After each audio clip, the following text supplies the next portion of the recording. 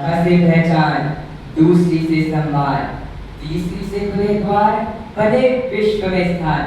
नमस्कार, आज मैं आपका प्यारा दिवांश आप सभी का आज की इस परिचर्चा में स्वागत करता हूँ, जो आयोजित की जा रही है सचदेवा पब्लिक स्कूल में।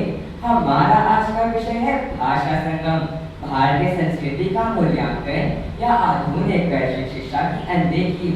आज हमारे साथ इस विषय के पक्ष में है प्रियल गुप्ता, इस विषय के विपक्ष में है नासिरा अबीदी, अभिभावक के रूप में उपस्थित है काशवी रस्तगी और शिक्षक के रूप में हमारे साथ है प्रांजल गुप्ता। तो चलिए आज की परिचर्चा शुरू करते हैं और सुनते हैं प्रियल के विचार।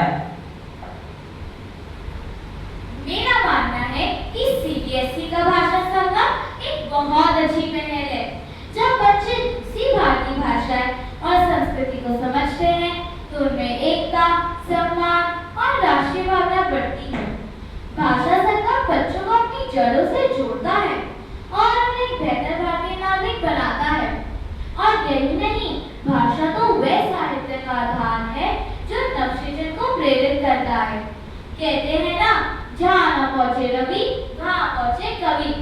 भाषा संगम हमारी सोच को नई उड़ान भी देता है। भाषा संगम हमारी सोच को नई उड़ान देता तो है, लेकिन इस विचार पर विपक्ष का क्या कहना है, चलिए सुनते हैं। मैं आपकी बात का सम्मान करती हूँ, लेकिन आज का युग वैश्विक प्रतिस्पर्धा का है। भाषा संगम एक अच्छी सोच है, लेकिन आज का दौर ग्लोबल कंपटीशन का युग है। आज के समय में आर्टिफिशियल इंटेलिजेंस, टेक्नोलॉजी और कोडिंग का महत्व बहुत बढ़ गया है। अगर हम इतना ध्यान मॉडर्न एजुकेशन पर देंगे तो क्या मॉडर्न एजुकेशन पीछे नहीं रह जाएगी? इसलिए मेरा मानना है हमें अधिक से अधिक ध्यान प्रैक्टिकल नॉलेज पर देना चाहिए। दोनों विपक्ष अपने अपने नजरिए से काफी मजबूत बातें रख रहे हैं, लेकिन इस विषय को एक शिक्षक के नजरिए से समझना भी जरूरी है। तो चलिए उनका नजरिया समझते हैं। दोनों पक्षों की बातों में अपनी अपनी सच्चाई है। एक शिक्षक के रूप में मेरा मानना है कि शिक्षा का उद्देश्य सिर्फ अंक लाना नहीं, बल्कि एक जिम्मेदार और संस्कारी व्यक्ति बनना है।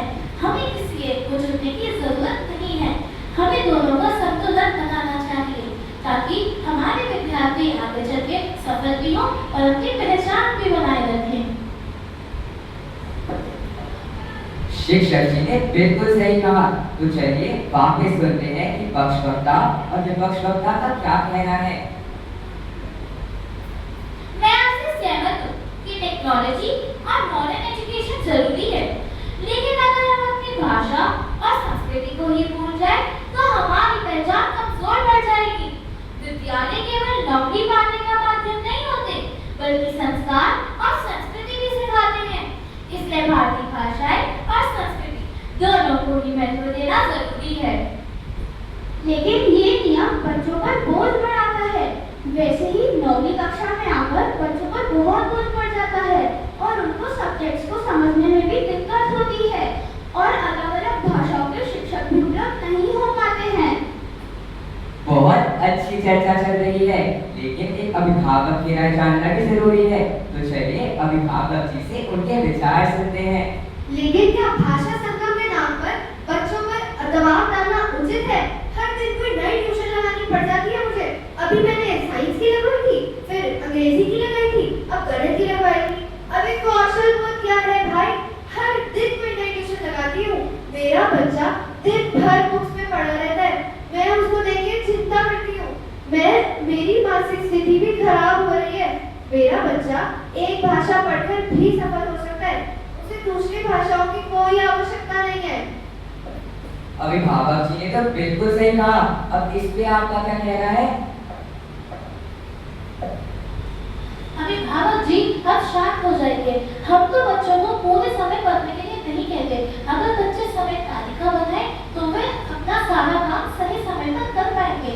एक शिक्षक होने के नाते मैं ये नहीं कहती कि आधुनिक भाषाएं या टेक्नोलॉजी ना सीखे, लेकिन क्या अपनी मातृभाषा की कीमत पर अगर हम दोनों को साथ लेकर चल सकते हैं तो हमें वही रास्ता चुनना चाहिए। क्यों? क्योंकि शब्द शब्द में शक्ति है।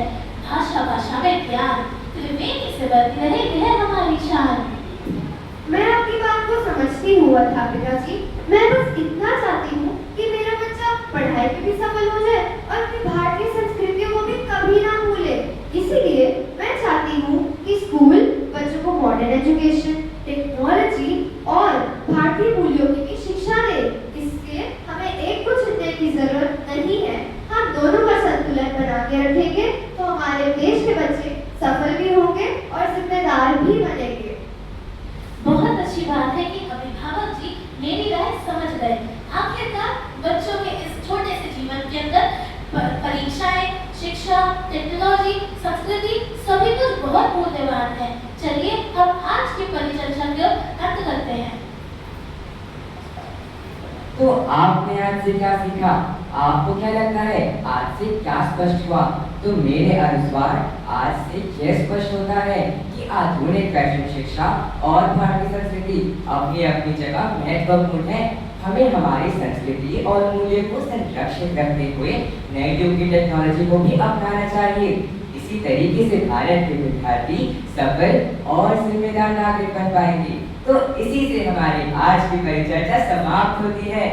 धन्यवाद।